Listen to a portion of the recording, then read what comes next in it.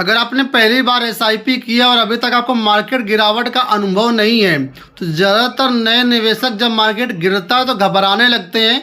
उनको लगता है कहीं मेरा पैसा जीरो ना हो जाए, मेरी गाड़ी की कमाई बर्बाद ना हो जाए।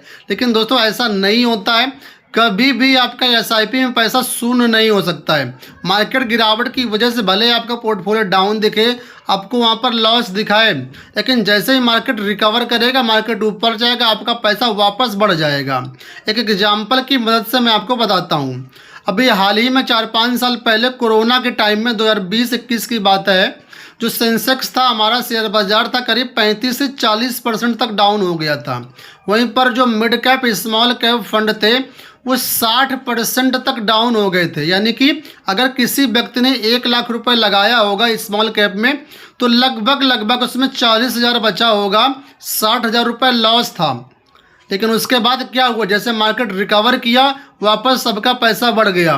और आज आप पूछो, जो लोग गिरावट में निवेश किए होंगे, जो लोग उस समय पैसा नहीं निकाले होंगे, उनके अच्छे खासे रिटर्न होंगे, यानी सबसे ज़्यादा फायदे में वही लोग होंगे।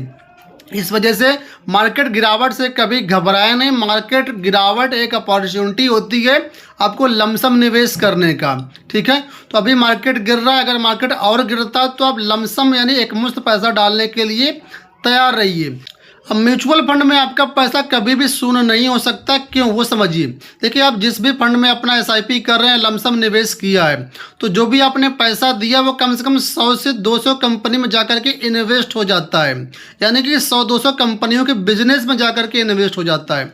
अब ऐसा तो कभी तो हो नहीं सकता कि इंडिया की जो टॉप कंपनी है सबका बिजनेस खत्म हो जाए, सबका बिजनेस जीरो हो जाए, ऐसा पॉसिबल है नहीं। तो इसी वजह से कभी पैसा आपका शून्य नहीं हो सकता है। म्यूचुअल फंड सेबी द्वारा रेगुलेटेड एक सेफ निवेश है। बस मार्केट गिरावट के कारण पोर्टफोलियो आपका ऊपर नीचे होगा, लेकिन कभी पैसा आपका शून्य नहीं होगा। अगर आप अपनी एसआईपी शुरू करना चाहते हो तो आप लोग हमसे कंसल्टेशन लेकर के अपना निवेश कर सकते हैं।